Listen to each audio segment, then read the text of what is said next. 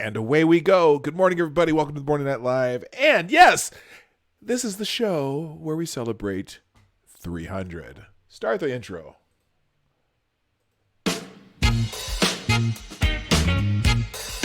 Ladies and gentlemen, coming to you live from the Lucky Dog studio in a hidden location somewhere in the upper Midwest of the United States of America, it's a brother making his own way, but with all the wrong opinions.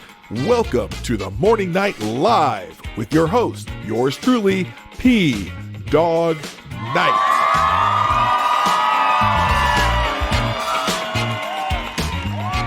Ooh, I am behind. Hang on, y'all. I'm almost there. I'm almost there. Just got to do one thing. Yeah. And stop that music and start some new music because it's funky time. Hey, hi there. Welcome to the Morning Night Live with your host, yours truly, Dawg Knight. Hey, my plan originally when I thought about doing the show today, because today is my 70th show, and that's not necessarily the most even numbered milestone, but then I hit 300 subs yesterday. I'm like, oh, hey, that's cool. And so I just thought, it's kind of important for me to acknowledge that. And really, you people who come here every day are a huge part of that. And I really, really, really appreciate you guys. And in fact, let's say good. I'm just going to say good morning. I know Shia Grath was here first. Oh, hi. And then C. Thomas Gulf City Peasant, a.k.a. Corbin. Hi, Corbin. Good morning. Good morning, Chadwick Dupree. Damn it, Chadwick in the chat. Good morning, Max Del Rio. Good morning, Seamus Derby. Pincalo, the driving ape man, probably in a truck somewhere near you or somewhere in your state. Jason Burns and Chicago Mike. And good. A lot of the regulars are here. I'm happy to see you. But I also, if you haven't read my description this day, I do want to also thank a few people. So here's what I wrote.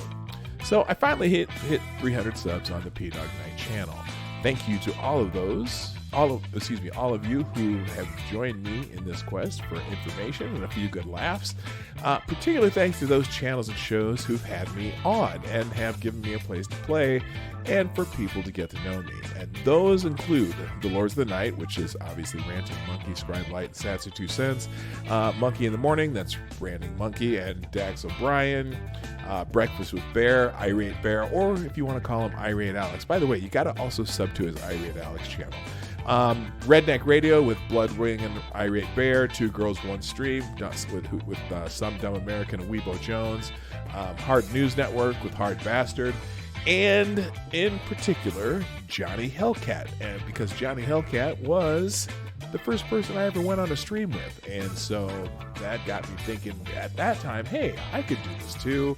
And then after a few guest appearances on Lords of the Night and Monkey in the Morning, I thought, hey, this is kind of fun. So that's what kind of got me to start doing this myself. And so this was one of those times that... hang on a second here. Okay, good. That's working.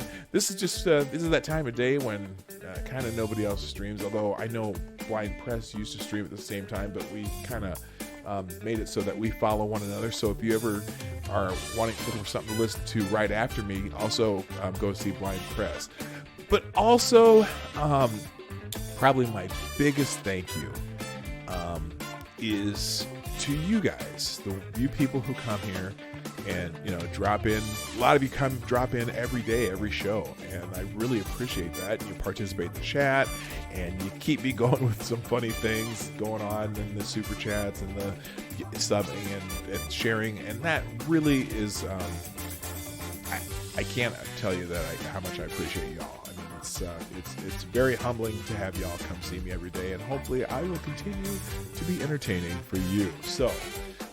Thank you. You make this fun, and you're the reason I keep doing this. So that's my pitch today. So thank you very much. And just remember, and those of you who do share, right down there's a little share arrow, and make sure you hit the like button. That's helps interaction. And even if you're watching the show when we're not on live, throw something in the comment section.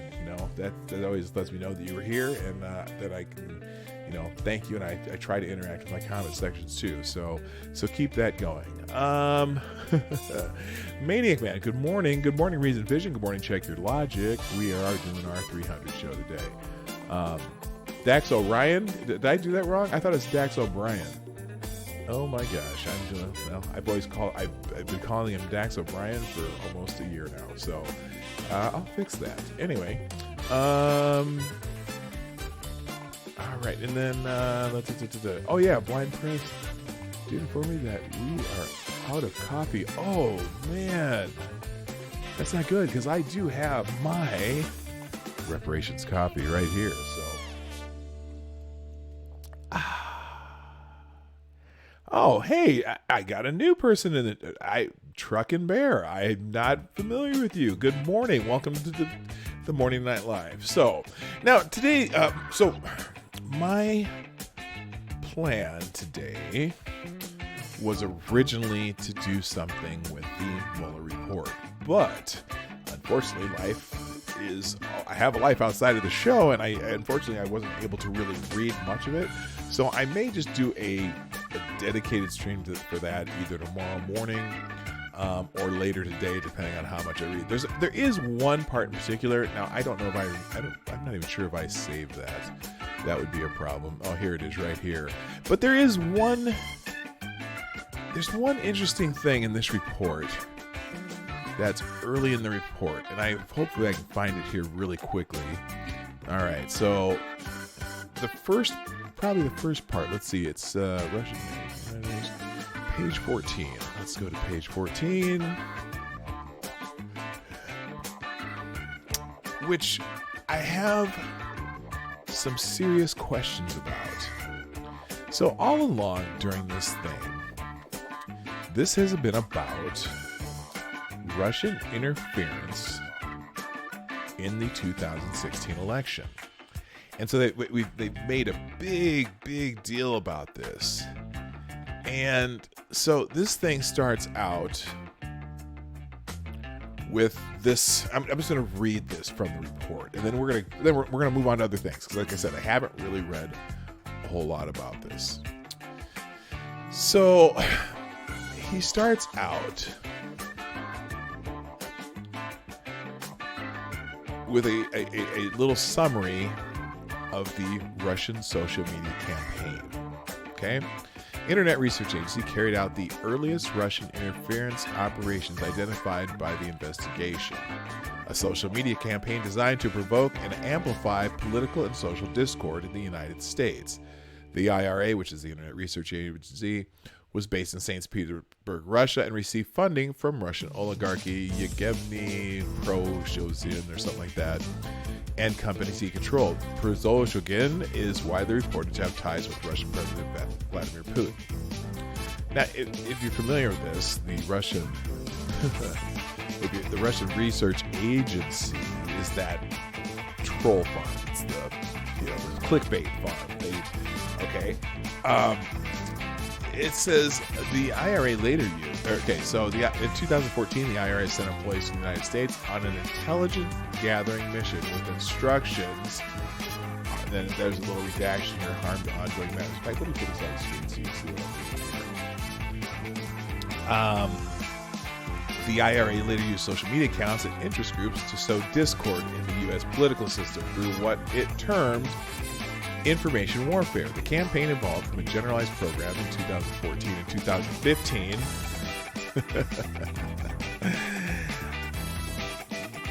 note that to undermine the U.S. electoral system, to a targeted operation that by early 2016 favored candidate Trump and disparaged candidate Clinton.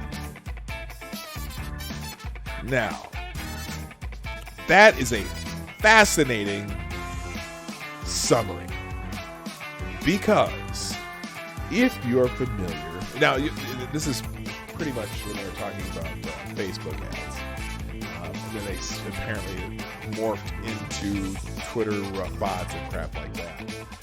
But if you're familiar with the Facebook ad thing, they must have been really bad at this, because yes, they had some things that were favorable to Trump, but you know what? For the most part, they were doing things that were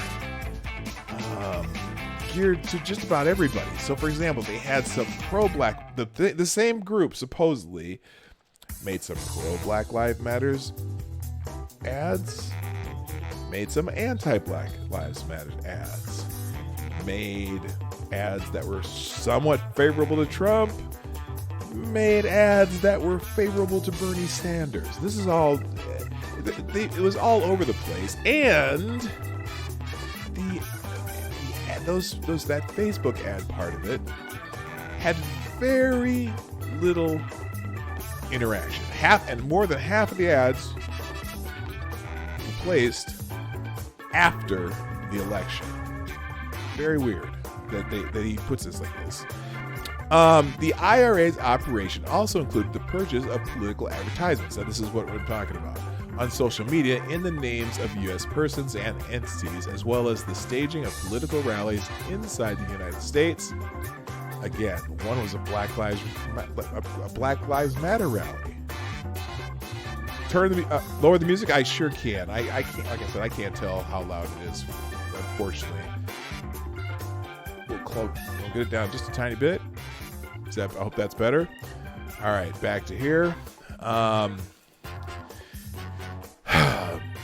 To organize those rallies, IRA employees posed as U.S. grassroots entities and persons and made contact with Trump supporters and Trump campaign officials. Really? Because I'm pretty sure they didn't do that with the Black Lives Matter rallies they were trying to organize. Made contact with Trump supporters and Trump campaign officials in the United States. Now, they've never even talked about that part. And I'm just talking about the Internet Research Agency. I've never heard that before. And so I'm really interested in where their evidence for that is and what their evidence for that is. But whatever, they say this is part of the report. By the way, it's an interesting thing about some of the sources for this report too. But we'll get into that when I actually have a full stream about this, because I want to get through this first. The investigation did not identify evidence that any U.S. persons conspired or coordinated with the Internet Research Agency. So, then okay, and then down here. Then it says, at the same time that the IRA operations began to focus on supporting candidate Trump in early 2016, the Russian government employed a second form of interference: cyber intrusions, known as hacking, and releases of hacked materials damaging to the Clinton campaign. The Russian intelligence service, known as the Main Intelligence Directorate of the General Staff of the Russian Army, also known as the GRU, carried out these operations. In March 2016, the GRU began hacking the email accounts of Clinton campaign volunteers and employees, including campaign chairman John Podesta. The funny thing about that, they didn't hack John Podesta. There's a difference between hacking and phishing. John Podesta answered some phishing email and gave them their password, and that's how they got John Podesta's stuff.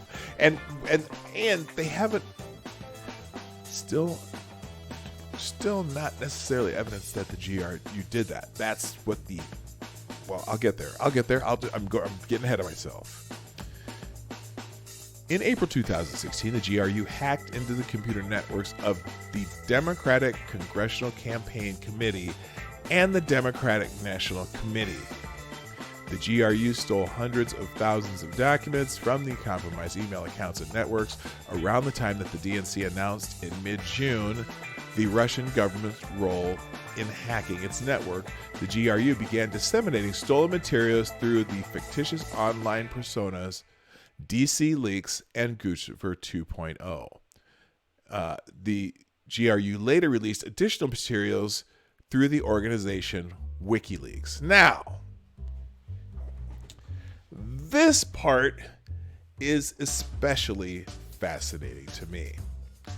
Only because if you had been paying attention during this time that all this stuff was coming out, there were a bunch of things like when there were a Danish interview with I think it was with someone from WikiLeaks, might have been a Julian Assange himself, who made it clear that the information that WikiLeaks got did not come from the Russian government or anyone associated with the Russian government.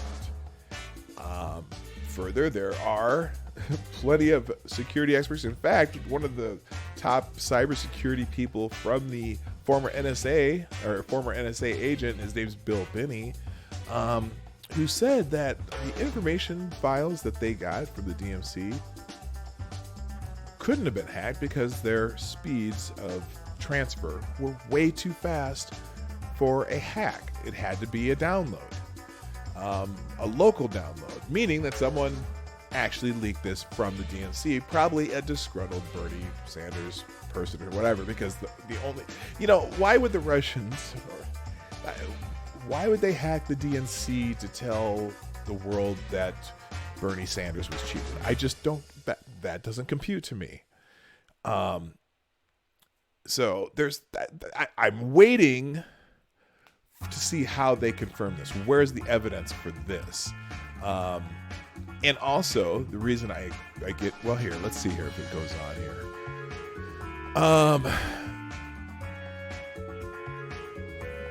There should have been some place in here. It's... Okay, this is the summary. So I'll have to get it. This is the initial summary on the entire thing here. So there's a part here later where they tell you the only source they have that the Russians hacked the DNC and the Democratic Congressional Campaign Committee, they didn't investigate. The FBI never investigated that themselves. What they did, there's a company that the DNC called CrowdStrike when they found out that that perhaps somebody had gotten into their files and information. They hired a company called CrowdStrike. The DNC hired a company called CrowdStrike. They complained when some of this stuff started coming out. They started saying that, well, our information is getting out. We must have been hacked. And so this company, CrowdStrike, comes in, looks at their computers, and then they say to the FBI, well, here's the company that we paid to tell you that we've been hacked by the Russians. And here's the information they got. The FBI... Is it still too loud? Hang on a second here. Oh, it is kind of loud. I see. I can't tell. I'm gonna have to change how I do this. Let's do it a little lower. Wait, I got to start to the next one. I'm sorry about that, you guys. All right. Almost.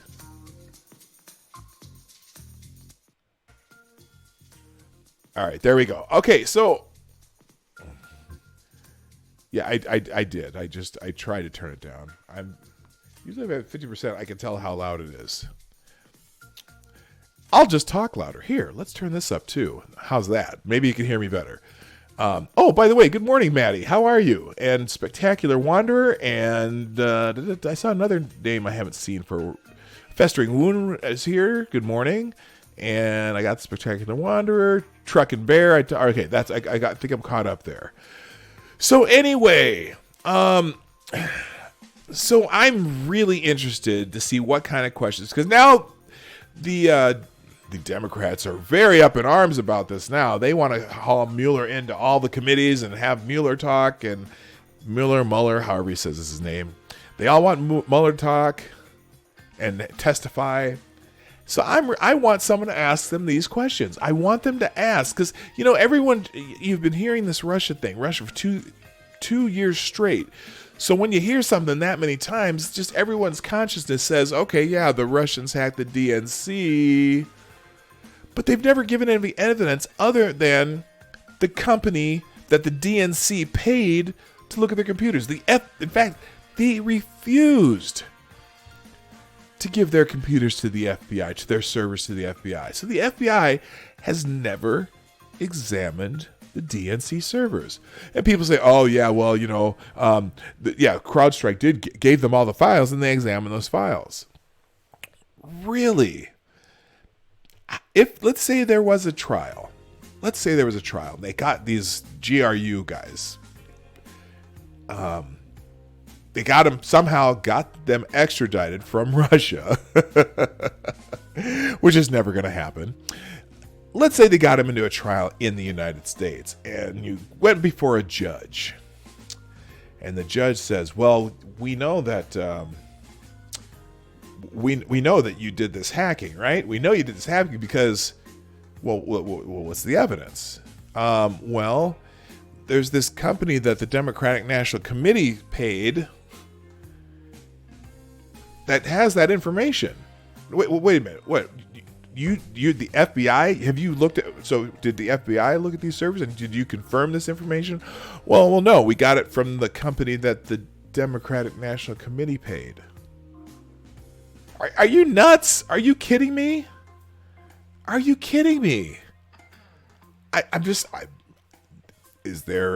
Y'all follow me here? So anyway, that's my first question. And also, it's weird because the little that I have read, I started kind of looking at some of the footnotes and stuff. And it's funny, so many of the footnotes in this thing that I've seen are like an article from The Atlantic. Or this article from the New York Times, or this editorial from here and there. It's like, no, there's so much. Okay, so yeah, here's this is sections all in just the Russian hack, so to speak. Now, it very well could be that is the truth, but they've never given any real reason to.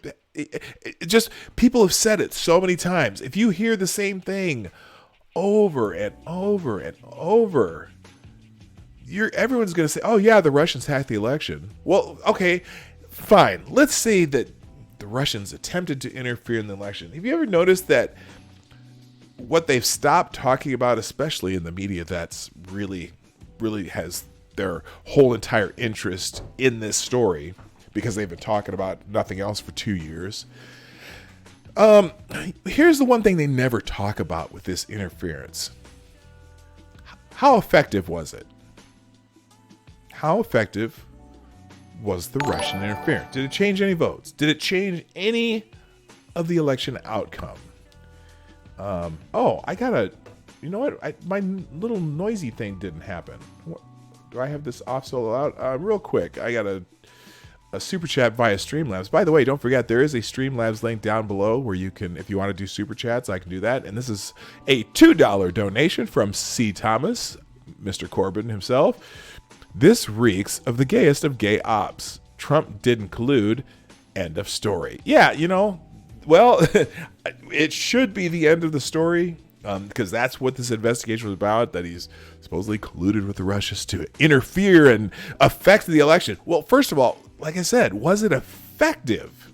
By the way, gay ops, if you're not familiar with that term, that's a term that we get from the Hard Bastard channel. If you want to listen to someone who is really good at taking down this particular narrative, Hard Bastard or Hard Dude News Network, he does streams daily, mostly talking about this stuff, and just political stuff, and he takes down the Young Turks and David Pacman and a bunch of those guys. So anyway, thank you again for the $2, C. Thomas. I appreciate it.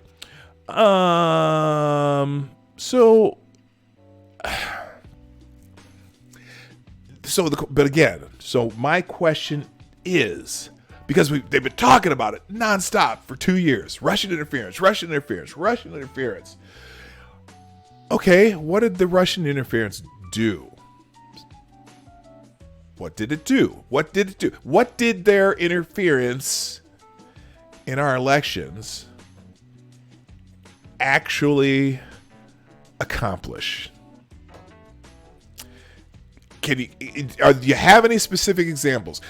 And also, well, now you might say, well, yes, they were able to get this information to WikiLeaks, and then they told the truth about Hillary Clinton and the DNC and how they cheated Bernie Sanders. Okay. And was any of that information false?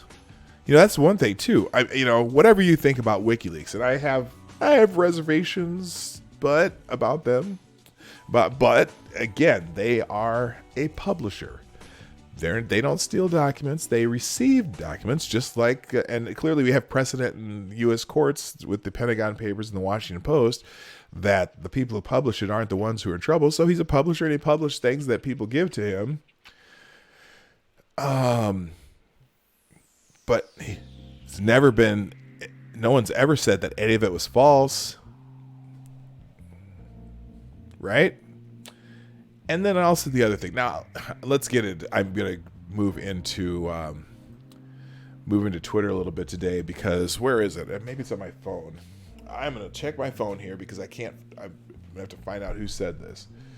But I left it right front and center. All right. So, oh, no, I didn't. Doggone it.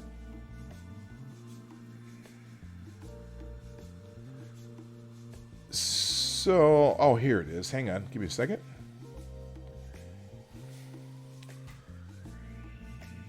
Oh, they moved it. Anyway, it was concerning. Someone was saying, this is funny.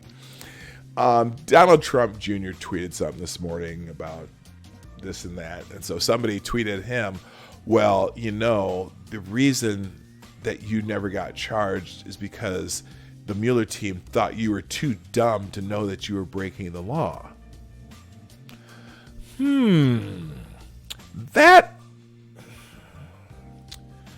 That sounds familiar, doesn't it?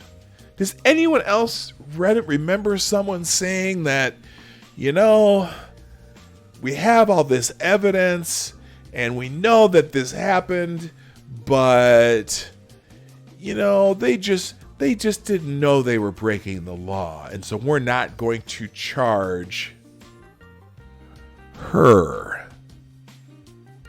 Does that sound familiar, Pilks? I'm sure it does. In fact, everyone type the name of the person that I'm talking about in the chat right now. What's her name? I'm with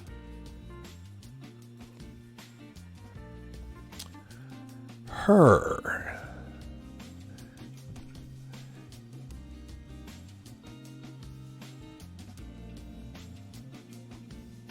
Yes. Yeah, that would be Hillary Clinton. And no, I'm not talking about her emails. I don't care about Hillary Clinton's email. I don't care about Hillary Clinton's email server. But the top secret classified information that was on her server, that was found on Anthony, let me send you a dick pic Wiener's server, or excuse me, laptop. The classified information that was on the laptop that they sent through the mail to wherever they sent it. The classified information that some of it was special access programming and special access information that you're only supposed to be able to see in a SCIF, which is called a SCIF. It's a something compartmental, whatever, where they can't, the information is not even supposed to leave these special rooms where they bring people in and view them. She had information. I mean, if you listen, in fact, maybe we'll do that one of these days. We're going to go through the last Comey announcement before the election. I think it was in October of that year. And Comey laid out everything about what was going on and then said they weren't going to charge her because, well, there's no way that anyone would ever charge her for that. Really? For mishandled classified information? Are you kidding me? Who's sat in jail before their sex change for quite a while and had to be have the sentence commuted because of mishandling of classified information? Oh yeah, that'd be Chelsea Manning. How about what's that dude? Bradley. What's his name? Oh, that's Bradley Manning. I'm thinking of Edward Snowden. Yeah, he's sat in jail for quite a while for that. Hey, how about the kid in I think it was in New Hampshire that took a selfie on a nuclear submarine when his parents were visiting, and they put him in jail because of that, because he mishandled classified information. So, I know people don't want to talk about Hillary Clinton anymore. There's a lot of people, every time you bring up Hillary Clinton, well, why do you have to bring up Hillary Clinton? She's not the president. She didn't do this. She blah, blah, blah, blah, blah. For the first 6 months that she was Secretary of State and she was using that server, that server ran on a Microsoft product with no security functions for the first 6 months. And in fact, I'm pretty sure, in fact, I got a feeling pretty soon some other people are going to be going into, I don't know what I'm saying there. Anyway, for the first 6 months. And she was walking around with a BlackBerry when she traveled to China and to some other places where people love to hack things. And there's a pretty good chance that a lot of her stuff was hacked those first 6 months until they got proper security on it. So, maybe you've never heard this, maybe you have, but I've heard it. I've been paying attention, and I listened to a lot of different voices, and this whole Russian hacking, do I want to call it a myth? I kind of do.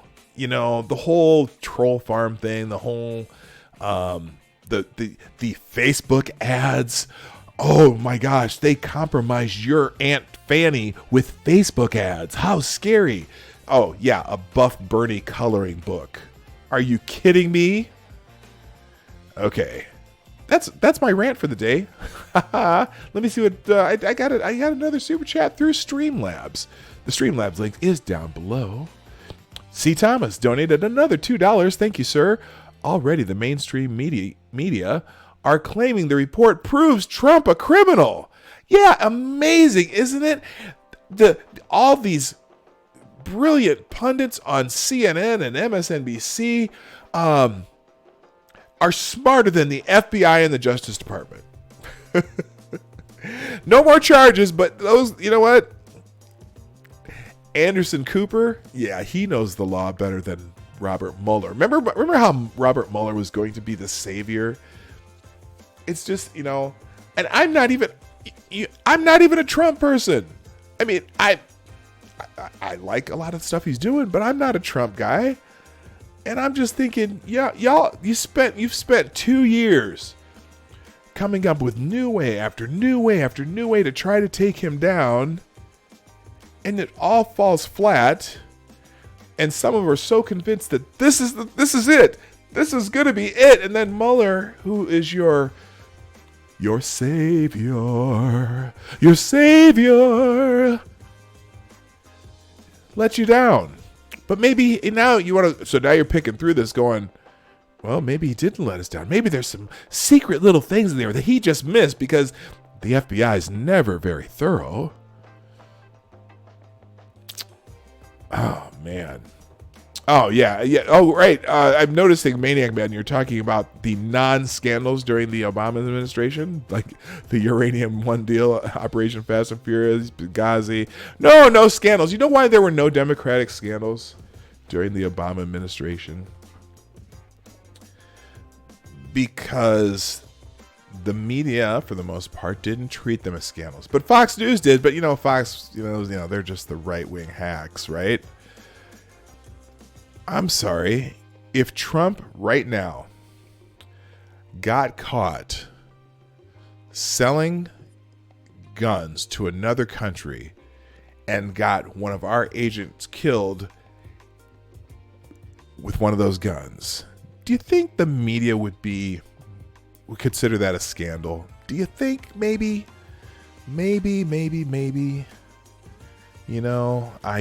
It's amazing. It's amazing. I don't get how. Well, hey, wait, now, I'm not even going to finish that sentence because I got a feeling, though, that some of these people who were involved with the beginning of this, I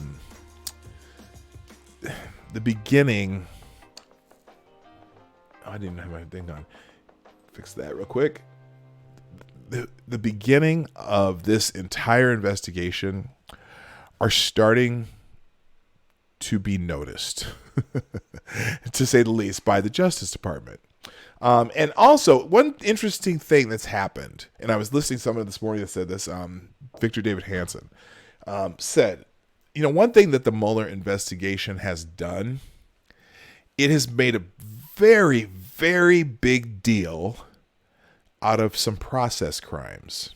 Okay, so for example, Michael Flynn, who, he did remember something, and so when he was being interviewed by Congress under oath, and so Congress comes back to him, says, you've perjured yourself, and the Mueller team convicted him of perjury, lying to Congress, which, used to be a pretty, it's a crime, but it was never one that was prosecutable. But Mueller's made that a big deal, right?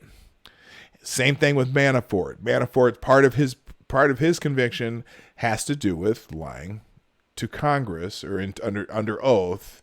Although the rest of his stuff is all long before he had anything to do with Trump. Okay, so he had some financial crimes, whatever, not registering as they also made not registering as a foreign agent as a big crime. Used to be something that you didn't really get prosecuted for, but the Mueller team has made that a huge crime. So now what's happening, you've got Craig, the former White House counsel, who now is also being indicted for that same crime. So isn't that interesting? Because now, and also guess who else is going to get caught up in that? Tony Podesta, John Podesta's brother. Maybe even John Podesta himself, because it's the Podesta group. It has their name on the front door.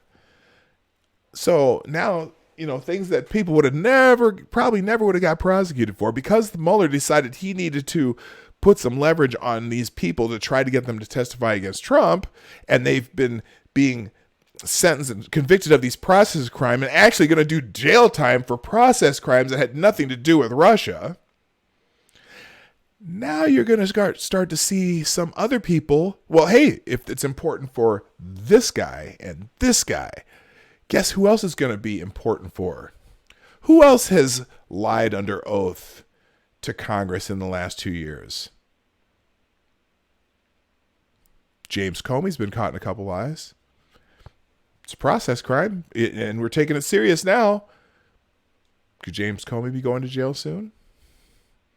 How about Andrew McCabe? They caught him in some false statements. How about John Brennan? John Brennan, former director of the CIA. In fact, not only did John Brennan get caught in the lies, he has apologized for the admitted lies. Good morning, Blind Press. Hi. Thank you so much for the happy 300. I appreciate it. John Brennan has apologized for the lies that he told. And there's plenty more. And these are, but you know what? Now we're convicting people of these process crimes and sending them to jail for them. Sending Michael Flynn to jail. Now, so there you go. That's my political rant for the day. I'm going to read the Mueller report later today, and maybe like I said, maybe we'll talk about it a little more tomorrow. I'll pick out a few things. There are a few select things that I've been hearing about, but I haven't read it myself, and I'd rather... I've been trying not to listen to other people talk about it too, because I want to read it for myself, figure out my own opinions about it. Then I'll listen to what other people are saying. But yeah, so there you go. All right, let's move on, because like I said, I probably ramble about that all day, and I don't even know what I'm talking about because I haven't read the damn thing. So let's go on to, you know what we do every day at the morning light. Oh, by the way, oops, I'm so excited. 300. I really appreciate that. So those of you who are here, thank you so much. All right, real quick. Just a reminder, I'm learning how to shill, people. I am learning how to shill. I'm not good at it, but I'm learning. The Morning Night Live is brought to you by you, the viewers of the Morning Night Live, because I'm not even big enough to have a sponsor yet, and I'm not monetized. So here's what we do. Right down here. Whoops, right down there. The share arrow is something that we like to use here because, when you hit, I really want you to hit the like button. In fact, right now, as I'm looking at you, I'm talking to you right there, you. right down there, there's a button that says like. Go hit that thumbs up, or if you hit the thumbs down, I don't care. Just hit something. Okay, hit that because that's interaction. That helps the algorithm, and maybe they'll start, putting my video out with the hashtags I use.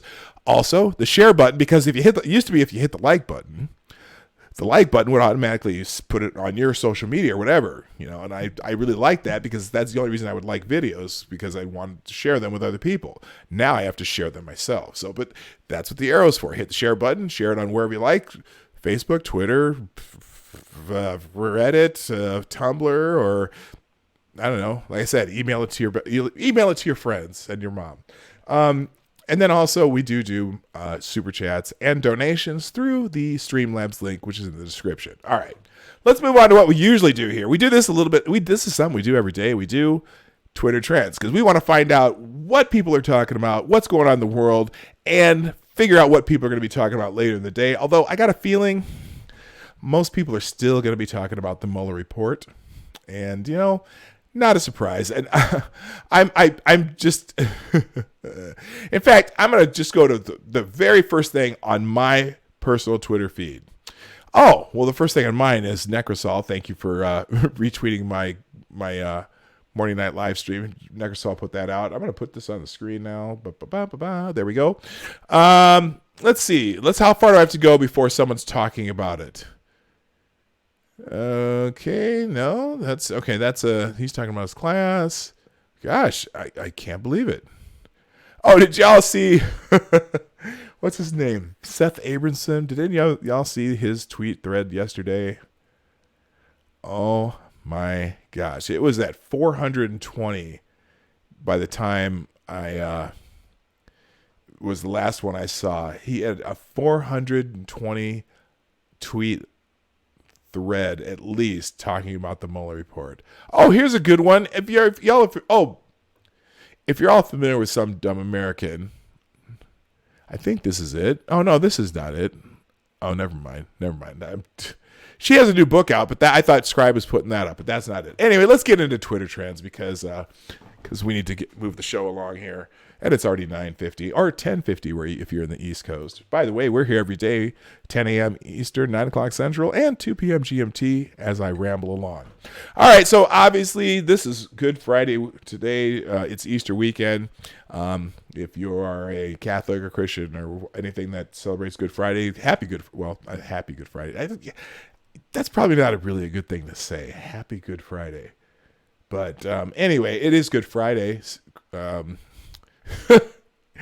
And interesting. I always try to read the top tweet. Jared Monroe, who used to be on the Steven Crowder show. It was last Good Friday that I found out I was a dad. I remember that feeling like it was yesterday. Oh, that's right. He was becoming a father. His wife was pregnant last year. And there's a little meme from the Monty Python. I think it's from the is that from the Life of Brian or is that Holy Grail? I can't remember. Ted Cruz, by a sacrifice, we are made new. Good Friday. So, and it's obviously part of Easter weekend. So if you are a one who celebrates Easter, happy Easter weekend. It's still, don't say Happy Good Friday though. I don't know. Maybe I don't know. Anyway. Not a very good Friday so far for me. So I'm afraid I've never. Oh, this is Lily the Golden. I don't want to read that. I don't want to talk about a dog with diarrhea. All right, moving on. Let's just move on. Where the hell did my cursor go? All right, let's get back into this. Number 2 on Twitter trends today. Friday feeling. Okay, now this is not like Good Friday, but it is.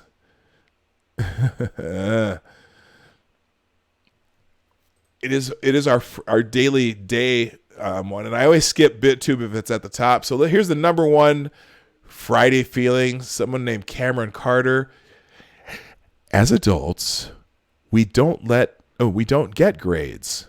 We make mistakes. We get constructive feedback from our colleagues. We reflect. We try again.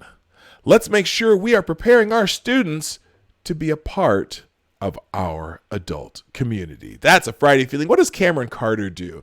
Cameron Carter is a first grade educator, learner, elementary lead ambassador, elementary liaison for whatever that organization is, and tweets are his own. And I think that's pretty good. And I think parents need to hear that too, not just the educators. Anyway, let's define a good Friday feelings. Should you go to happy hour after work? Friday feeling. They spelled out no with a whole bunch of yeses. So Friday's a good day to go to happy hour as long as you don't work on Saturday morning. I don't know what the hell that is. Some dude having a happy dance on Friday. That must be his Friday feeling. He's having a good Friday right there. Oh, did I say Good Friday? Did we mention Good Friday? I think we just did. Okay. Alrighty then. Let's go on to what's number 3 today. Let's look at this. Steve Yurtsman. Apparently, upcoming Steve Yurtsman press conference has Red Wing fans giddy. Oh, I'm not a hockey fan. If you're a hockey fan, Steve Yurtsman's going to have a press conference. I wonder why. Number 4, because I Love You trending with Lizzo. Fan reviews are coming for Lizzo, Cause I Love You. I don't even know who Lizzo is. There are oh my gosh, she's a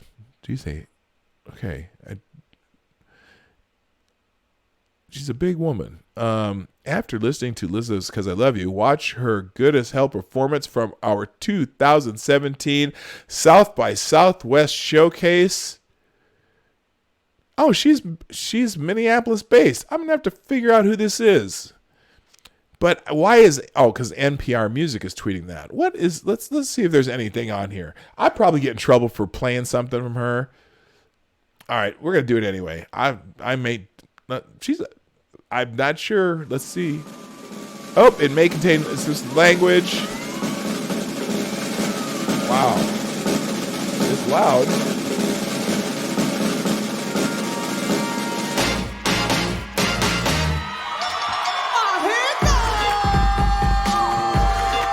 You know, I guess. I feel like fire.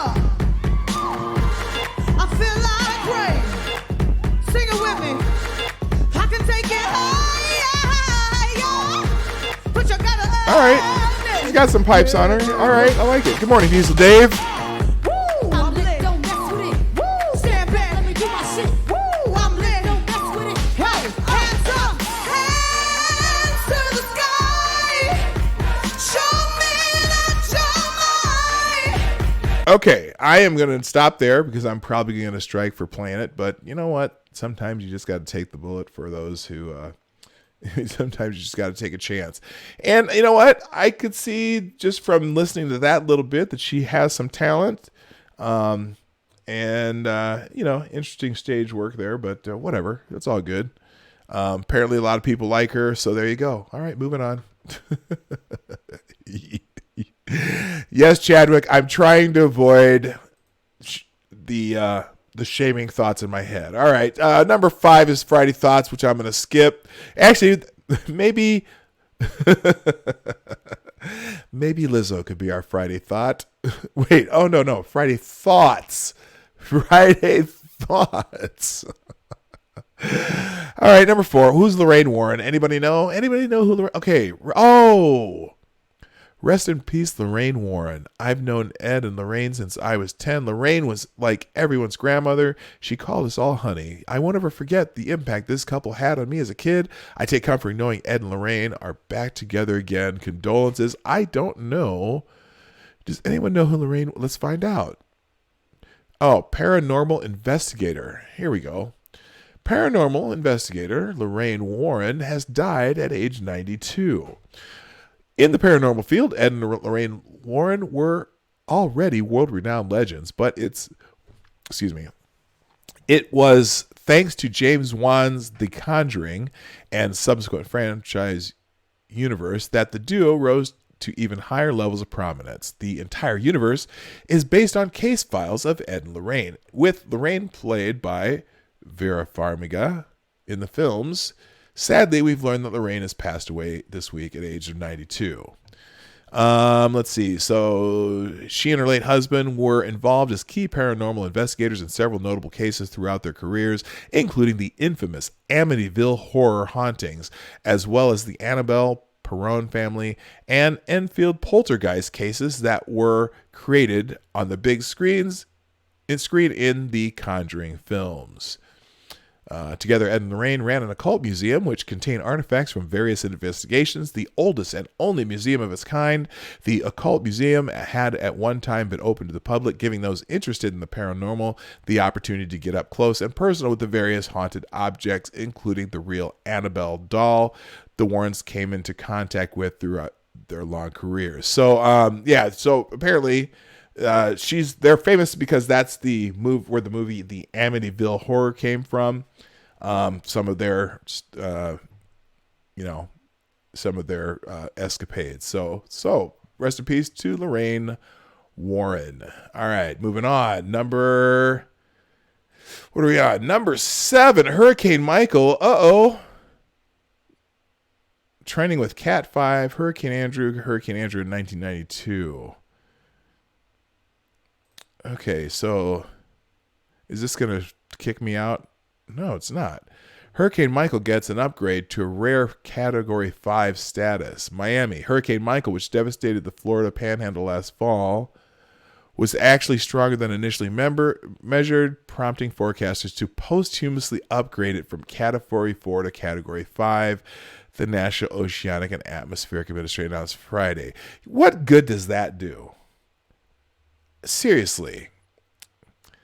So the upgraded status means Michael was the first hurricane to make landfall in the United States as a Category 5 since Hurricane Andrew in 1992, and only the 4th on record. Okay, so let's think about that.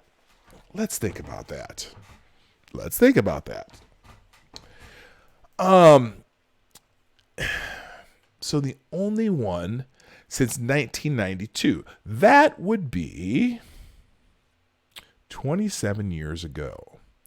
And only 4 on record. Now, let's see. I thought, I'm not going to go there. I was just going to say, I thought we were supposed to have a whole bunch more of these. A whole bunch more because of the change in our climate. Anyway, National Hurricane Center scientists conducted a detailed post-storm analysis for Hurricane Michael, which made landfall near Mexico Beach and Florida and Tyndall Air Force Base on October 10th, 2018.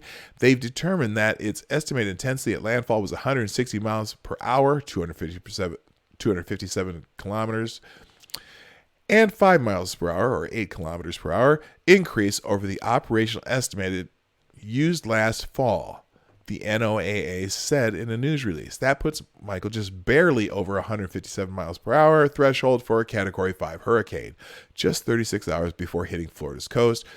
Now, so I wonder, after the hurricane's long gone, and they've already measured it when it was actually happening, why would they change it? Who knows? Anyway, I don't know. It's interesting. Okay, so people are talking about it now. And I want to find out what people are saying about this. Okay, so there we go. CNN. Hurricane Michael, which barreled through the Florida Panhandle in October, blah, blah, blah, blah, blah, has been upgraded to a Category 5 storm. A storm that's long gone. Why? Hurricane Michael was stronger than initially measured, prompting forecasters to posthumously, as if it were an animate object, upgraded from a Category 4 to a Category 5. CNN breaking news. Okay. I'm waiting for the first end of the world tweet. I'm waiting for it. I just want to see. And okay, first since Hurricane Andrew in 1992.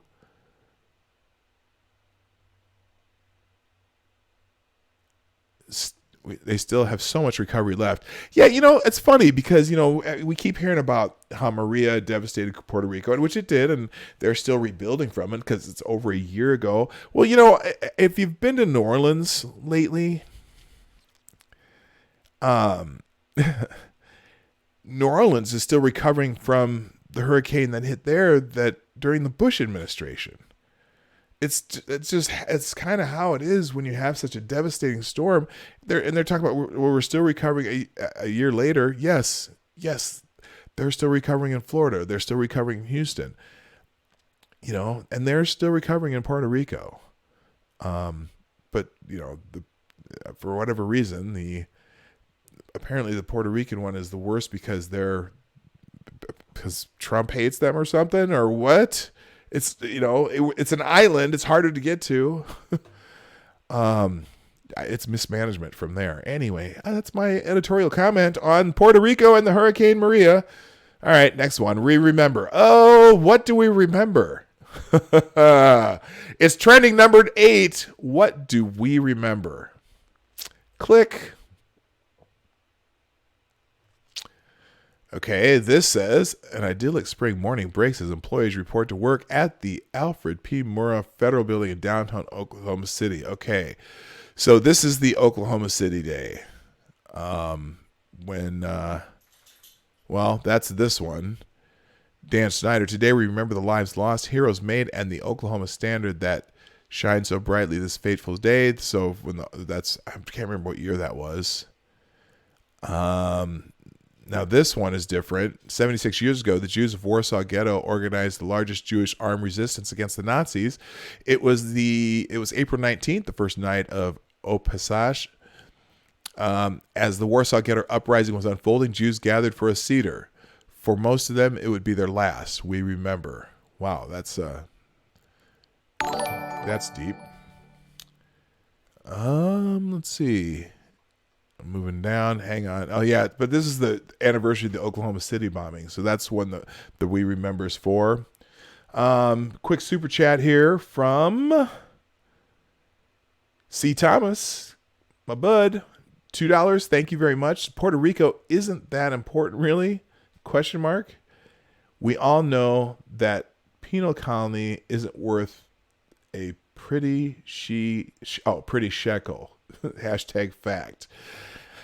Okay, Thomas. Puerto Rico's not a prison colony. Penal colony. So it's the question. Puerto Rico isn't that important, really? We all know that penal colony isn't worth a pretty shekel. Fact. Oh, Thomas. Excuse me, Corbin. C. Thomas. Corbin. All right. So let's see. Today marks the 24th anniversary of the Oklahoma City bombing that killed 168 people and injured hundreds more. Remember the men, women, and children who lost their lives and those whose lives that were changed forever. Yep. And that was a terrible, just whatever. What do you call it? Those dudes. You know what? Even though it's FTG was yesterday, can I get an FTG for those knuckleheads? All right, moving on. Number 9, Kate Smith, the famous singer of God Bless America. Oh, no. Are you kidding me? All right, listen to this. This world, it really, it's just getting stupid now. The New York Yankees have suspended the use of Kate Smith's recording of God Bless America during the 7th inning stretch while the team investigates an allegation of racism against the singer who died in 1986. All right.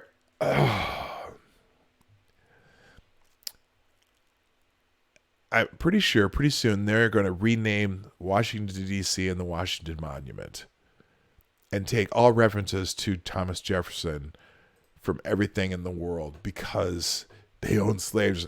All right, I'm going to read this and then I'm going to be like, I'm just going to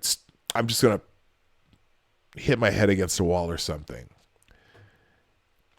The Yankees have suspended the use of Kate Smith's recording of God Bless America during the 7th inning stretch while they investigate an allegation of racism against the singer. I'm surprised because the song isn't because the song mentions God. Whether you believe in God or not, the song is a classic. I'm the New York of course, the New York Daily News probably had something about it. The New York Daily News reported Thursday there are conflicting claims about Smith's 1939 song, That's Why Darkies Were Born. The song originated in the 1931 Broadway review of George White's Scandals and was considered satire. It was recorded by Smith and also by Paul Robeson, who is black, another famous singer. The team said in a statement, the Yankees have been made aware of a recording that had been previously unknown to us and decided to immediately and carefully review this new information. The Yankees take social, racial, and cultural insensitivities very seriously. And while no final conclusions have been made, we are erring on the side of sensitive. No, you're not. You're erring on the side of, I hate this phrase, but virtue signaling.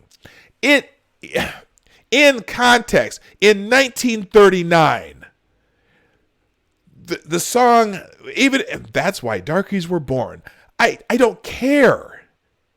I don't care. It's the historical significance is because it was written in 1939. She didn't record it last month. She died in 1986. She didn't record it she didn't record it after the Civil Rights era. But no one was singing those songs then. In 1939, Paul Robeson sang this song. Paul Robeson, a famous black entertainer from the 20s and 30s, probably one of the most famous singers in the country at the time, sang the song. So if Smith also recorded it, it came from a Broadway show, who cares? I'm gonna blow my gasket right now. I'm not gonna blow a gasket right now. Oh, it's just so stupid.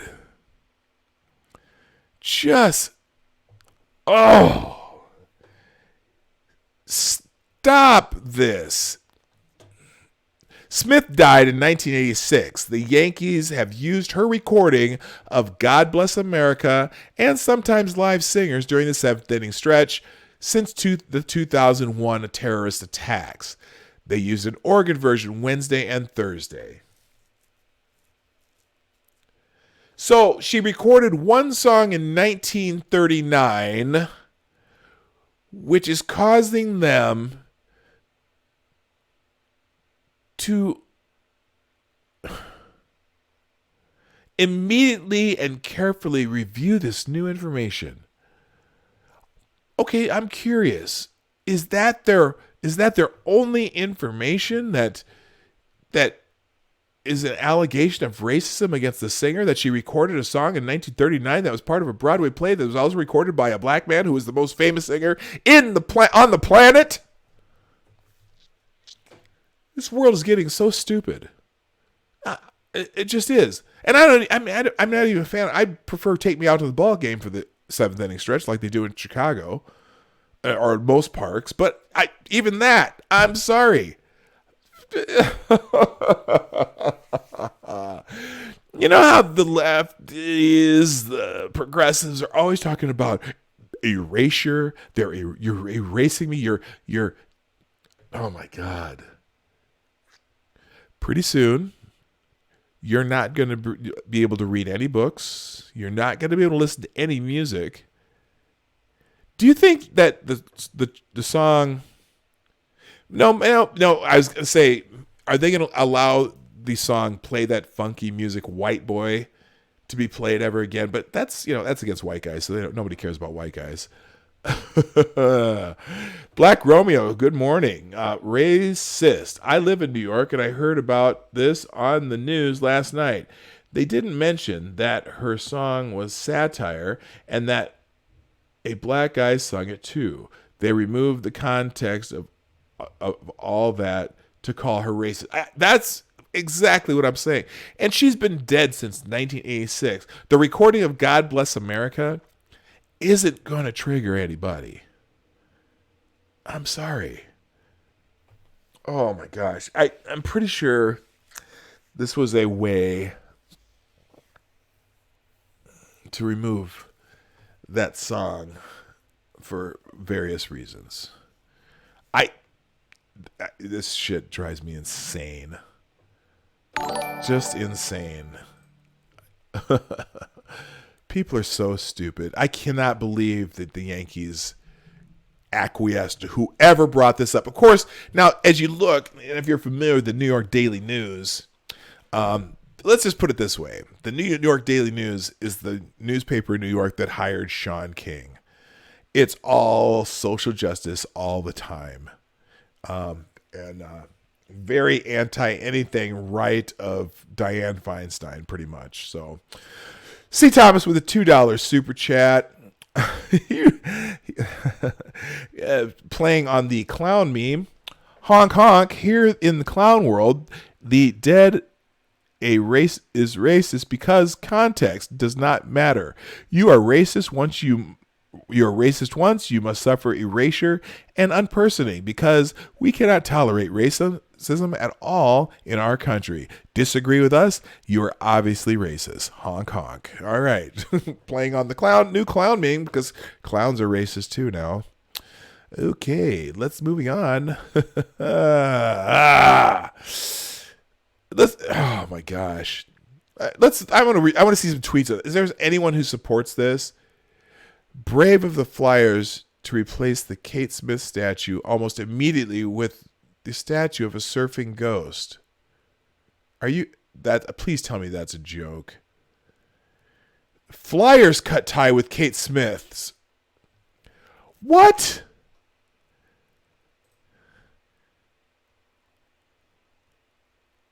For more than 30 years after the death of Kate Smith, who was famously saying God Bless America before Flyers games, as in the Philadelphia Flyers, the team has cut ties with recordings of the singers they used to play on the scoreboard as a good luck charm. The Flyers followed the footsteps of the New York. Are they really going to do this all over the country? Oh my God. I think I finally figured out what my next video is going to be. I've been lacking on that, but Mike, this is absolutely insane. The Flyers followed the footsteps of the New York Yankees, who have stopped using the recordings of Smith singing God Bless America after a report from the New York Daily News highlighted a racist song that was a top 20 hit in 1931. Smith's recording of a song entitled That's Why Darkies Were Born included lyrics: someone had to pick the cotton, someone had to pick the corn, someone had to slave and be able to sing. The Flyers released the following statement Friday morning. We have recently become aware that several songs? Really? What are the other songs? We have recently become aware that several songs performed by Kate Smith contain offensive lyrics that do not reflect our values as an organization. As we continue to look into this serious matter, we are removing Kate Smith's recording of God Bless America from our library and covering up the statue that stands outside the arena. She can no longer be a person in history.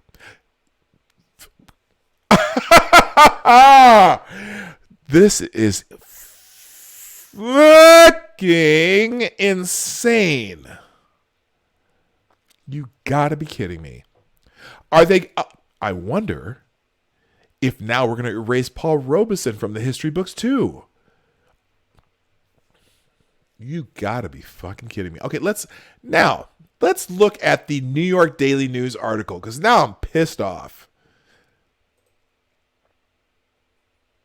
New York Daily News, not interested. Okay, no, she just says, okay, this is just their article. How did they find out about this racist song?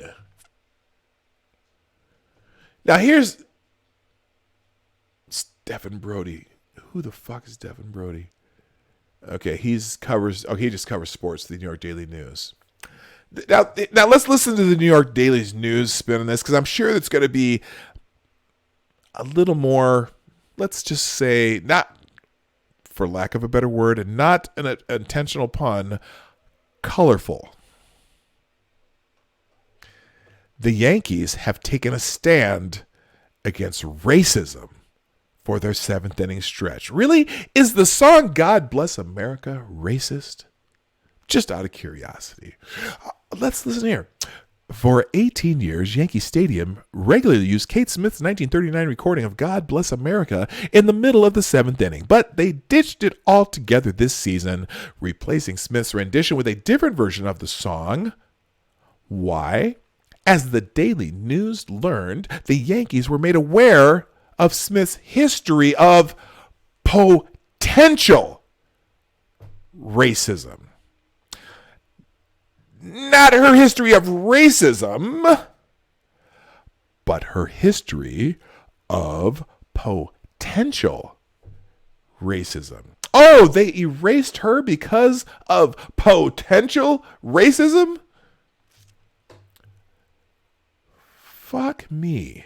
And I do not support this.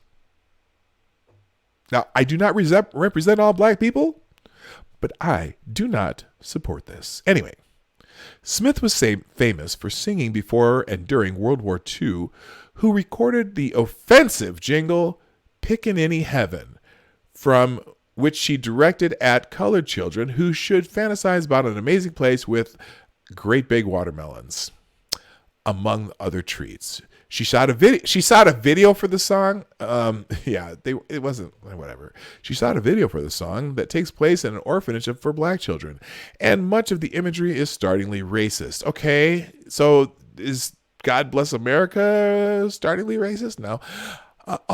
She also recorded That's Why Darkies Were Born, which included the lyrics, someone had to pick the cotton, that's why darkies were born. Yeah, it's a song from 1939. Smith, who died in 1986, endorsed the Mammy doll in 1939, which was based on a racist caricature of a black woman in the same vein as Aunt Jemima. The Yankees are investigating these claims, and there are some conflicting notions regarding the song That's Why Darkies Were Born, in particular because it was considered satire at the time and recorded with African-American artist Paul Robeson. Still, her shocking lyrics from 1939 are neither humorous nor ironic in 2019, and the Yankees acted swiftly. Well, of course they are not humorous or ironic in 2019, because it's 2019, the current year. But that should have no... oh my God. I in some ways I get it, but you know what? It was 1939 when they wrote songs like that. There were still minstrel shows in 1939. Black people doing minstrel shows. It was a different time and form of entertainment. Do I think should it be happening? Should it be here and now? No. But my God. The Yankees have been made aware of a recording that has been previously unknown to us. Well, don't play that recording then. Her singing God Bless America is a different song. If the Yankees were playing That's Why Darkies Were Born during the 7th inning stretch, Dawg Knight, would have a problem with that. I'm pretty sure they weren't playing That's Why Darkies Were Born, because they already said they were playing God Bless America. Completely different song.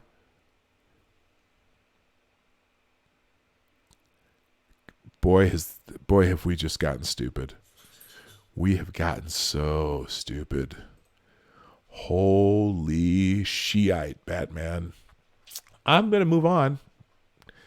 I was scrolling down to see if I find somebody who think this is a great, the brave, very, very brave of the Flyers. Yes, very brave. C. Thomas, thank you for the $2 super chat.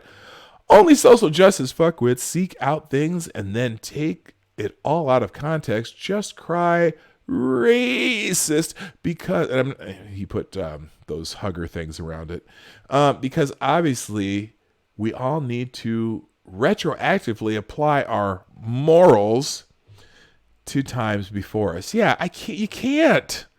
You can't do it. You just can't. I'm sorry. Yes, some of our founding fathers owned slaves because people owned slaves back then. You know what? Some of the black guys back then owned slaves too. And guess what? Here's the thing. I was thinking about this the other day because I was reading another story about where some guy got accosted for wearing a "Make America Great Again" hat. And you know me, I'm not a Trump supporter, but I'm not a Trump detractor either. I just think he's the guy in charge, and we're gonna deal with it how we do. But people when Trump says that phrase, and people are trying to say that that's a racist hat. A racist hat. An inanimate object, a racist hat. And then they ask, well, when was America ever great? Because, we had slavery, we had this and we had that. Well, let's think about that for a second. When was America ever great? Well, when we separated ourselves from Great Britain and became our own country, there is this institution called slavery. And slavery had been an institution for many, many millennia.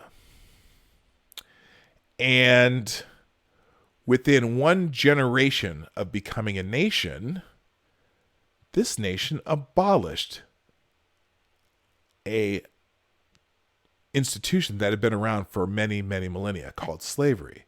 I think that was America being great. Now, within one more generation, the people who were formerly slaves, or who would have been slaves, one generation into the country being a country. We also had an institution where women couldn't vote, right? We couldn't vote. Well, within another, just barely 1.5 generations, we made it so everyone could vote on things that happen in this country. I think that's America being great. And then within a second generation, because my great-grandfather was born a slave, and his daughter lived when they wrote a Civil Rights Act and passed it so that, the people who might have been children or grandchildren of slaves could also have civil rights. So the people who used to be slaves, now they made it the law that it could be civil rights. I think that's when America was great. Think about the things that America did that were good. Those were guess what? There were a couple major wars in this last century where the Americans helped people who were in great danger of losing their freedoms. And we were a major part in 2 wars that made it so that people could live free in other parts of the world. I think that's when America was great. So, people, especially in some of my brethren, who like to say, well, we had 400 years of slavery. Well, guess what? Once we became our own country, we abolished slavery within 1 generation. That's when America was great. All right. So I don't know. I am that one. Ooh, I'm sorry. And as far as Kate Smith, yeah, you know what?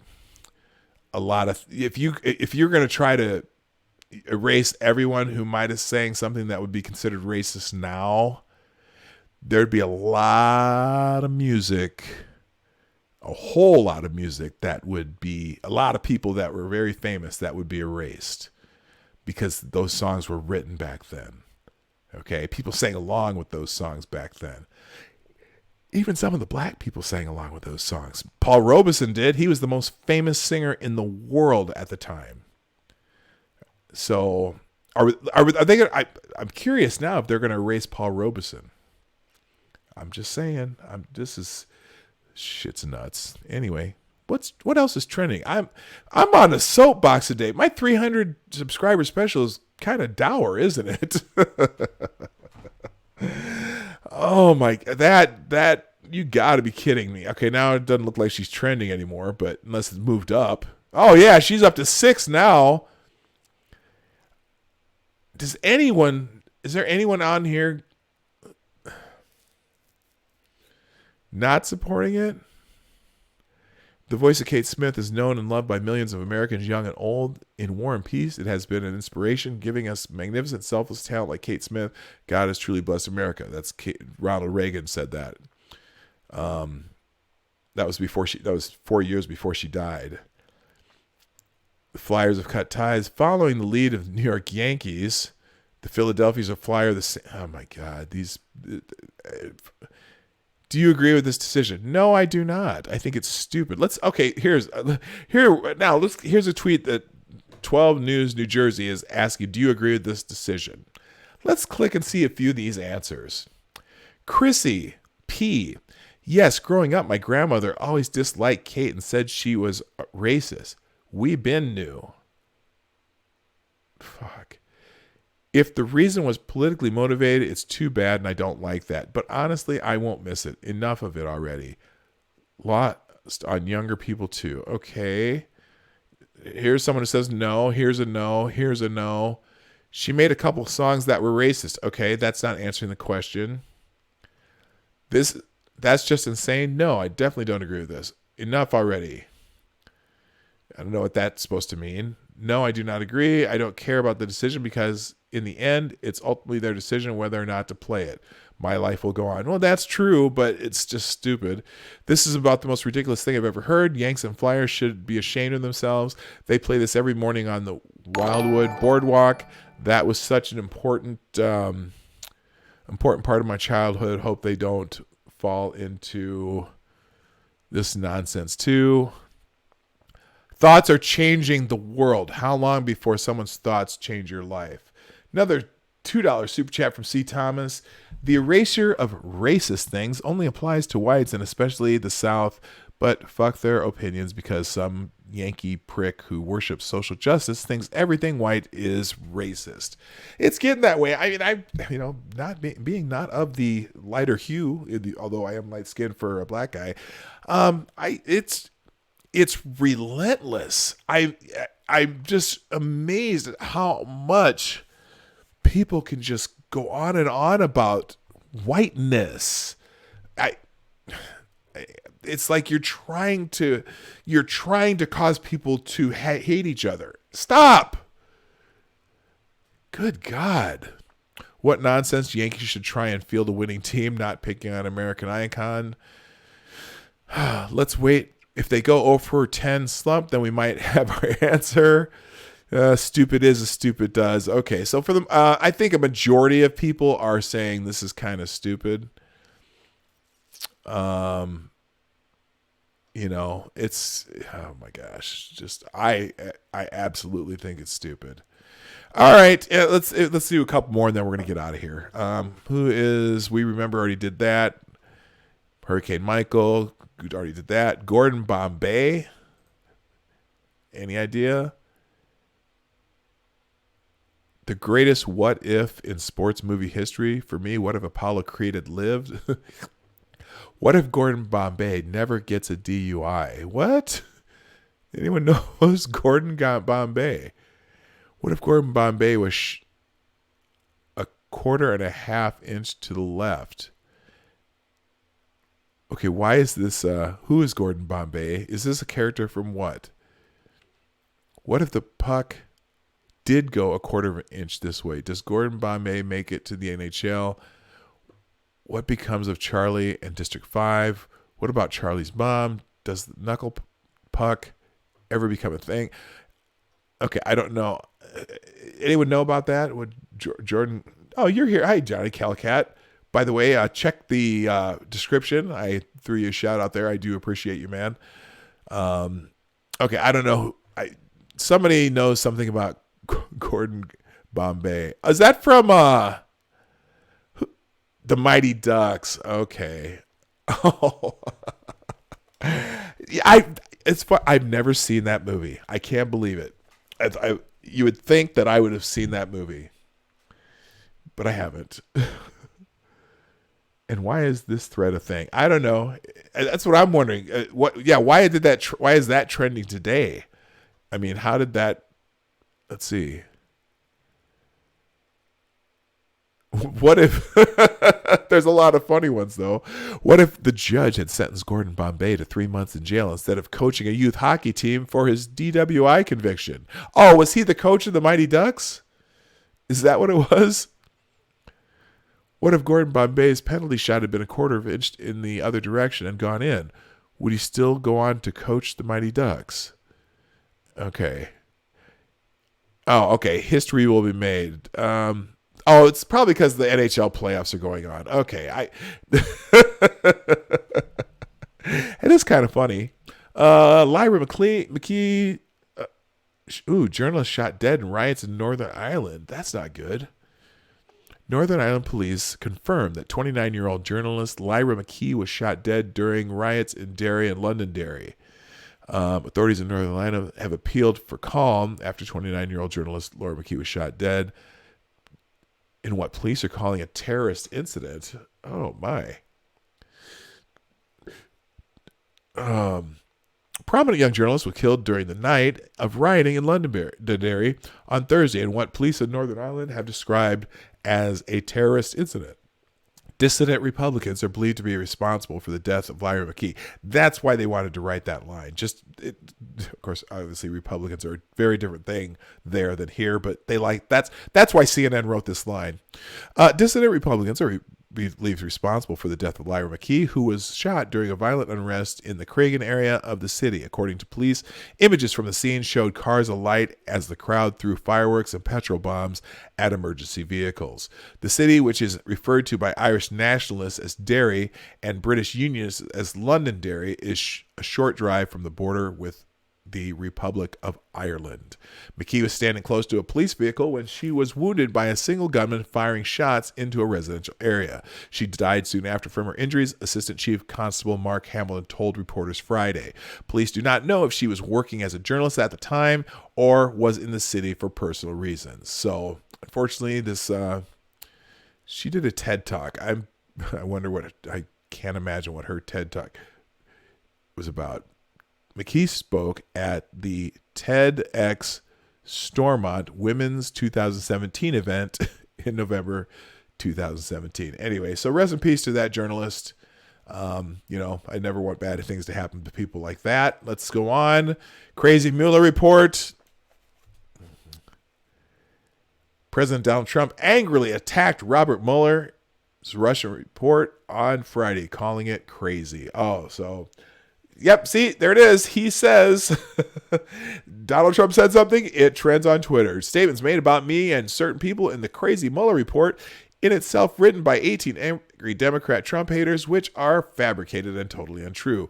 Watch out for people that take so-called notes when the notes never existed until needed. Because I never... Didn't finish that sentence because he doesn't know how to put them together. And someone else making fun of the Game of Thrones meme.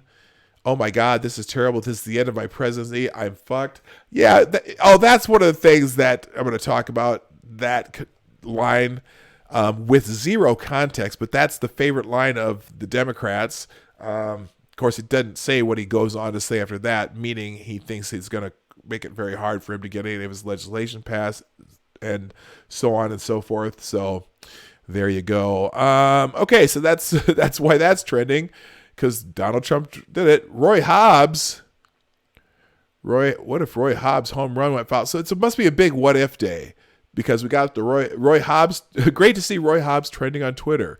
My favorite baseball movie. It's the number 4 highest grossing baseball movie of all time, factoring for inflation behind League of Its Own, Field of Dreams, and Bad News Bears. That's from, I believe, The Natural.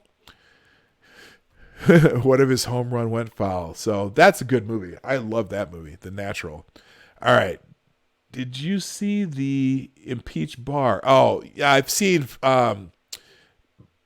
something about bar and jail, or they wanted to indict bars, or indict bar. That's one. There's all kinds of them. There are tons of people bitching. Booby. Oh, so apparently we're doing something with all the what's this rabbit doing in my yard? Get out of my yard, rabbit. The what ifs on different sports movies. So this one, what if Booby Miles didn't tear up his knee? Future Heisman winner, first round pick. Oh, that's okay. Here's what it is. This is why these things are trending. What's the greatest what if in sports movie history? For me, what if Apollo Creed had lived? Well, he still would have got his ass beat and Rocky would have avenged his loss, I'm assuming. What if Gordon Bombay hadn't been popped for that DUI, these for the Mighty Ducks?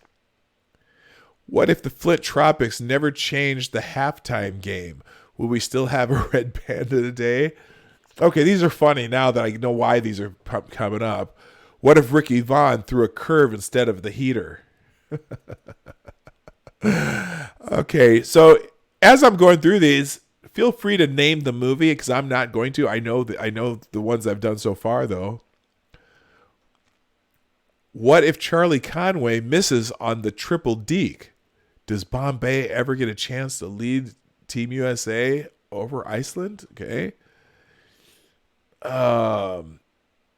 What if Jimmy Chitwood decides to never play again? What if Lou Brown didn't notice that Ricky Vaughn was short-sighted? Yeah, he still have been a Wild Thing. What if Ricky Bobby had got along well with Jean Girard? Okay, so these are funny now. All right. What if Happy hadn't learned how to putt? Uh-oh. Okay, these now I get why these are trending. There's a whole bunch of them. All right, I'm going to move on, though. Booby Miles. Devil in a new dress, no care. Henry Rowengarter, is that another what if? What if the Cubs traded Henry Rowengarter to the Yankees? Okay, there's a whole bunch of those. Okay, so that's why all these fake sports figures or fictional sports figures. That's why all these fictional sports figures are trending. Hurricane Andrew's trending just because that other hurricane got reassigned. And let's do the last one. Howard University. Howard University is one of the most famous HBCUs, aka historically black colleges and universities. Why is Howard University trending? Let's find out.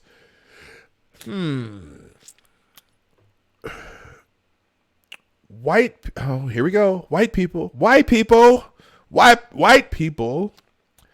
done finally got around to gentrifying the hood surrounding Howard University, and now they have the audacity to see centuries of traditions as a roadblock for their pets.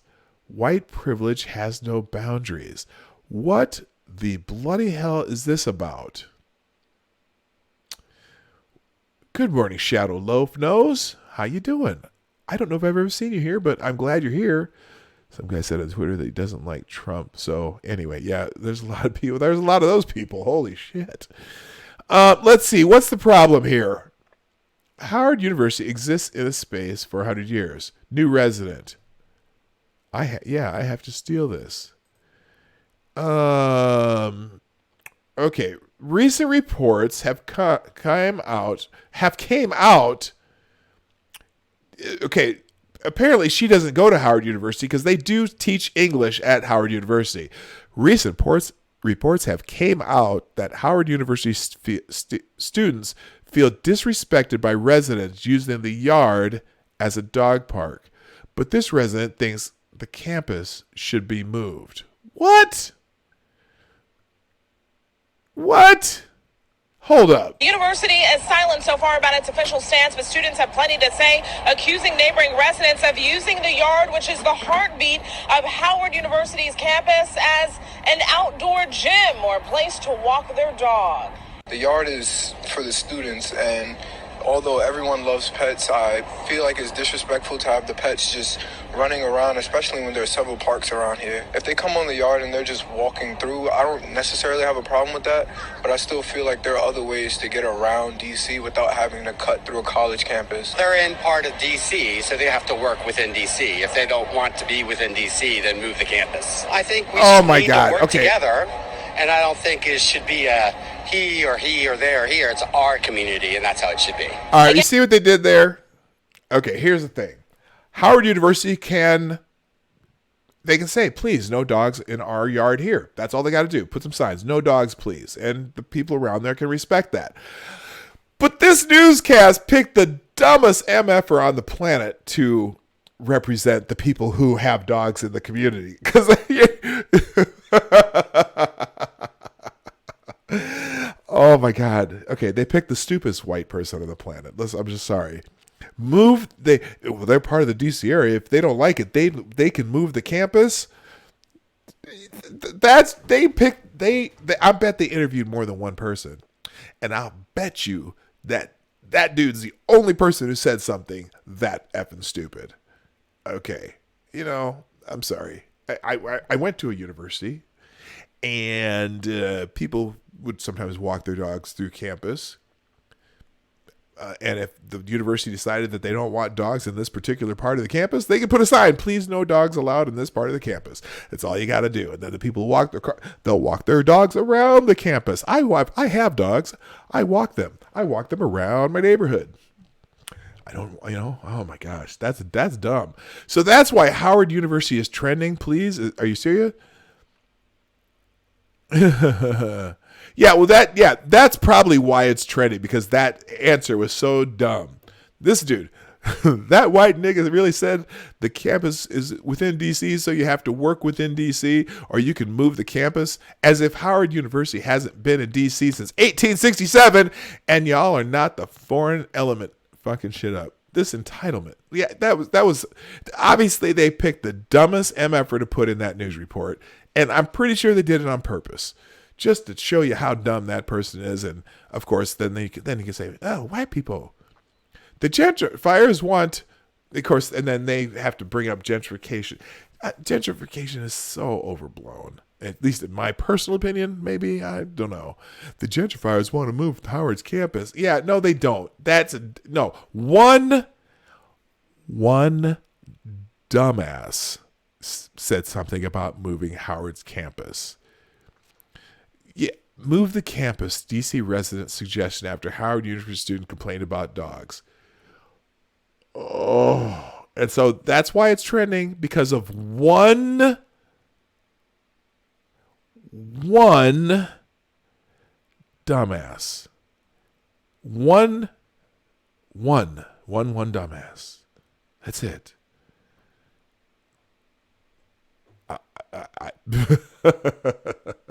So I guess I do understand why it's trending, but still, is there a movement in DC to move the Howard University campus?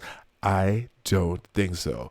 But, now I'm pretty sure Black Twitter is going to dox that guy, and he'll be, someone will beat the shit out of him by tomorrow anyway. So that's just kind of how Black Twitter is. So anyway, you know what? I think that's it for today. I got to go. So, thank you all for just listening to me ramble today. Thank you for all of you who come here often, and some of the new people are here. Welcome. Good morning, Tyler F. I just saw you guys there, and all you need to. I just saw you for the first time. I just noticed, so I hope I didn't miss anybody, but I may have. Check your logic. Hi. And a bunch of you. So anyway, y'all, thanks so much for being here today. You know that we're here every Monday through Friday, 10 a.m. Eastern, 9 o'clock Central, 2 p.m. GMT for those who do not live in our part of the world. And because, Americans don't use that GMT thing. They hear Eastern time and they figure it out based on Eastern time usually. But I like to say Central because I'm in the Central time zone. Anyway, hope you had some fun today. We got through some Twitter trends, and I'm going to try to get my eyes on that Mueller report a little more, perhaps this afternoon, perhaps tomorrow morning. We'll talk a little more about it. It's just some of the things that I see. Y'all have a fantastic day. My name is, what the hell am I doing here? No, wait, stop. That's not what I wanted to do. little bit of premature outro action, whatever you call that. Anyway, my name's Dawg Knight, and I am out of here. Bye-bye. Hey, this is Dawg Knight, and I want to thank you for joining me today on the Dawg Knight channel. Before you go, if you like what you saw and you're not already subscribed, please make sure that you hit the subscribe button down below, and definitely click that bell that pops up afterwards so you'll be notified when I post new videos or when we go live. I broadcast my live show, The Morning Night Live, Monday through Friday, 10 a.m. Eastern, 9 o'clock Central, and 2 p.m. GMT. A special thanks to all supporters of this channel who share our videos on social media and who make donations through our Streamlabs link in the description below. Thanks again, and until next time, I'm Dawg Knight, and I'm out of here.